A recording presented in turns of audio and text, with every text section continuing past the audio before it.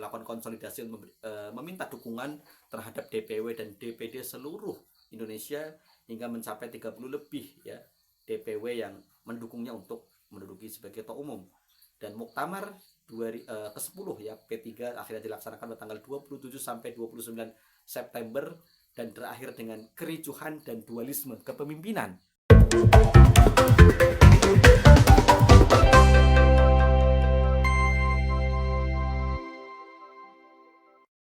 Assalamualaikum warahmatullahi wabarakatuh. Kembali lagi di Kabar Politik. Muktamar ke-10 Partai Persatuan Pembangunan di Jakarta ya di Ancol Hotel Mercure berakhir dengan kericuhan dan juga saling klaim secara aklamasi terpilih sebagai Ketua Umum Partai Persatuan Pembangunan.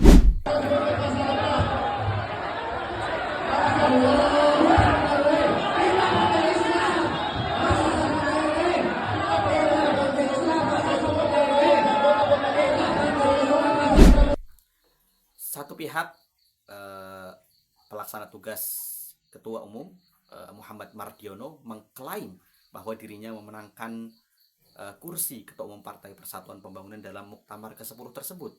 Namun di sisi yang lain yang didukung oleh Ketua Dewan Pertimbangan partai yakni Muhammad Romah Hurmuzi membantah bahwa yang terpilih secara aklamasi dalam Muktamar tersebut adalah Agus Suparmanto, mantan Menteri Perdagangan di era Jokowi. Dan kembali lagi P3 menghadapi masalah dualisme kepemimpinan sejak partai ini dipimpin oleh Surya Dharma Ali di tahun 2014 silam. Kita tahu menjelang Pilpres ya, pemilu 2014 nampaknya terjadi perbedaan yang cukup tajam di internal Partai Persatuan Pembangunan hingga kemudian ketua umumnya saat itu yakni Surya Dharma Ali harus diberhentikan ya lewat manuver yang dilakukan oleh saat itu Muhammad Romah Hurmuzi. Hingga kemudian selama 2 tahun konflik dualisme antara kubu Romah Hurmuzi dan juga kubu Surya Dharma Ali tidak terelakkan. Namun kemudian Surya Dharma Ali ditangkap oleh KPK karena kasus ya korupsi hingga kemudian ditahan. Ya kemudian kubu Surya Dharma Ali dilanjutkan oleh Jan Faridz. Akhirnya selama 2 tahun saling ribut antara Romah Hurmuzi dan Jan Faridz hingga akhirnya di tahun 2016 ditetapkan Muhammad Romah Hurmuzi sebagai Ketua Umum P3. Romi ya terus ya melakukan konsolidasi namun akhirnya tertangkap juga dalam OTT KPK terkait jabatan di Kementerian Agama ya di Kepala Kanwil Kementerian Agama Jawa Timur ya kalau nggak salah di beberapa kabupaten kota di Jawa Timur terkait posisi Kanwil inilah ya ternyata Romi bermain karena saat itu yang menjadi Menteri Agama adalah Lukman Hakim Saifuddin kader P3. Luar biasa. Belum selesai menjabat, akhirnya Romi ya harus mendekam di penjara hingga kemudian pelaksana tugas terpilih Suharso Mono Arfa sampai kemudian dia terpilih ya menjadi ketua umum pada tahun 2022 kalau tidak salah 2020 atau 2022 ya. Namun kemudian belum selesai menjabat Suharso Mono Arfa menjelang Pilpres dan Pemilu 2024 ya. Dia diterpa isu ya entah emang karena arah dukungan politiknya yang nampaknya akan mendukung siapa ya sama seperti Surya Dharma Ali yang dicopot di tengah jalan karena arah dukungan politiknya adalah mendukung Prabowo Hatta namun kemudian tidak diaminin oleh internal partai hingga kemudian diturunkan dan kemudian terjadi dualisme yang cukup lama. Dan kali ini ya setelah Romah Hurmuzi selesai menjalani masa tahanan ya, hukumannya sebagai narapidana korupsi, dirinya kembali mendapatkan posisi sebagai Ketua Dewan Pertimbangan Partai Persatuan Pembangunan setelah Suharso Mono Arfa dilengsarkan dan diangkatlah Muhammad Mardiono yang sebelumnya menduduki Ketua Dewan di Majelis Pertimbangan P3 kemudian menjadi pelaksana tugas Ketua Umum dan posisi yang ditinggalkan Mardiono diisi oleh Romah Hurmuzi. Dan kita tahu pada pemilu dan Pilpres 2024 ya P3 kalah total ya.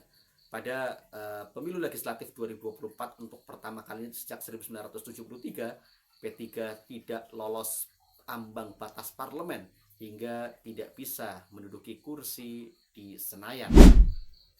Sebelumnya memang suara P3 pada 2019 sudah sangat-sangat di bawah ambang batas ya, mendekati ambang batas minimal ya, dimana kemudian saat itu suara P3 4 sekian persen ya, mendekati ambang batas parliament threshold yang 4%.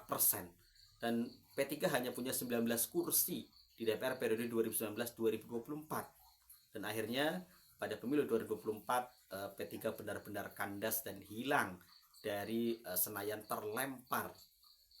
Dan kita tahu sejak 1999 partai yang kemudian terlempar dari Senayan tidak bisa kembali lagi. Bukti yang konkret pada pemilu 2019 ya, ketika kemudian Hanura terlempar dari parlemen di 2024, Hanura tidak mampu bangkit lagi. Dan itu juga sama, dualisme kepemimpinan saat itu antara Osman Sabtaodang dengan Wiranto, hingga kemudian Wiranto kalah. Kemudian juga ada Daryatmo ya, namun kemudian akhirnya Hanura tidak mampu lagi menembus parliament threshold 4%. Dan kali ini ya untuk persiapan 2029 yang ramai ya, sebenarnya memang sejak 1 tahun yang lalu, 6 bulan terakhir ya, bursa calon ketua umum P3 banyak sekali ya, terutama karena ketua Majelis Pertimbangan Partai Persatuan Pembangunan Muhammad Romahur Muzi yang terus berkoar-koar ya, meminta semua pihak untuk menjadi ketua umum P3 ya, mulai dari Anies Baswedan ditawarkan, Joko Widodo, kemudian Amran Sulaiman, Dudung Abdurrahman, kemudian juga siapa Haji Isam bahkan ya. Terakhir kemudian mengerucut pada nama Agus Suparmanto ya, mantan Menteri Perdagangan yang juga sebenarnya kader PKB, yang kemudian diduetkan dengan Muhammad Taji Yassin Maimun ya, wakil gubernur Jawa Tengah ya, untuk menjadi sekjennya. Dan ternyata Muhammad Mardiono tidak tinggal diam ya, melakukan konsolidasi meminta dukungan terhadap DPW dan DPD seluruh Indonesia hingga mencapai 30 lebih ya DPW yang mendukungnya untuk menduduki sebagai ketua umum. Dan muktamar ke-10 ya P3 akhirnya dilaksanakan pada tanggal 27 sampai 29 September dan berakhir dengan kericuhan dan dualisme kepemimpinan. Kita lihat apakah di 2029 P3 akan menembus ya ambang batas parlemen 4%. Walaupun Mahkamah Konstitusi sudah menyatakan harus dihapus ambang batas parlemen, namun angkanya diserahkan kepada DPR. Sedangkan partai-partai besar menginginkan angka yang lebih tinggi, yakni 7%.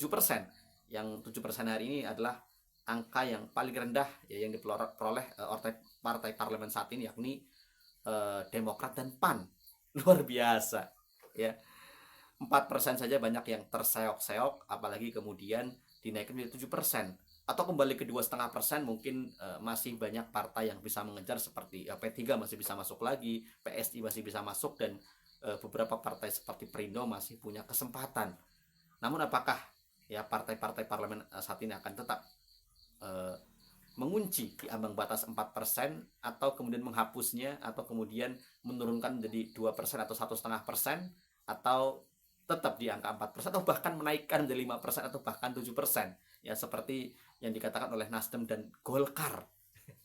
Luar biasa ya. Di tengah situasi politik yang sudah tidak menentu, nampaknya P3 masih diributkan dengan dualisme kepemimpinan yang nampaknya tidak akan selesai ya, mengingat kasus yang terjadi antara dualisme antara Muhammad Romahur Muzi dengan Surya Dharma Ali, dilanjutkan dengan Romahur Muzi dengan Jan Farid sebagai penerus dari Surya Dharma Ali.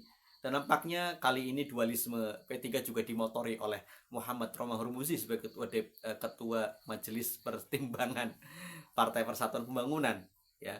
Cukup menarik ya, karena baik pihak Muhammad Mardiono maupun pihak Agus Suparmanto saling mengklaim. Dan nampaknya hari ini rezim yang dipimpin oleh Prabowo Subianto tidak mau ambil pusing dan ikut campur. Jika sebelumnya di masa Jokowi konflik P3 benar-benar dimainkan oleh Jokowi untuk kemudian ketika salah satu pihak mendaftarkan SK Kemenkumham kemudian diterima.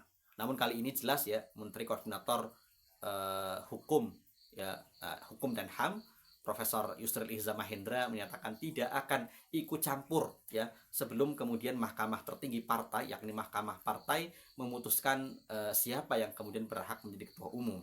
Dan ini nampaknya akan sangat panjang, dan kita lihat manuver dari kedua pihak akan seperti apa, dan layakkah kemudian P3 mengaku ya dengan lambang Ka'bahnya sebagai rumah besar umat Islam ya. Orang sesama kadernya dalam pemilihan ketua pun sampai lempar-lempar kursi dan kemudian adu jotos luar biasa. Kita lihat bagaimana nasib P3 ke depan sebagai partai yang difusi dari partai-partai pada pemilu 1973 ya.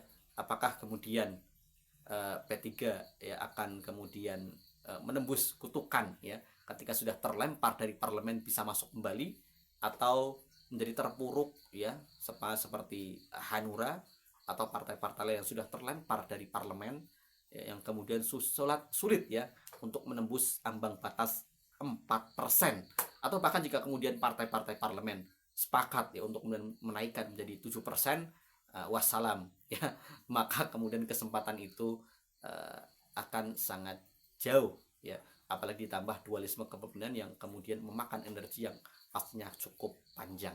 Kita lihat bagaimana P3 menyelesaikan konflik dualisme kepemimpinannya kali ini. Apakah akan berujung islah dengan keduanya ya, salah satu menjabat sebagai sekjen atau seperti apa.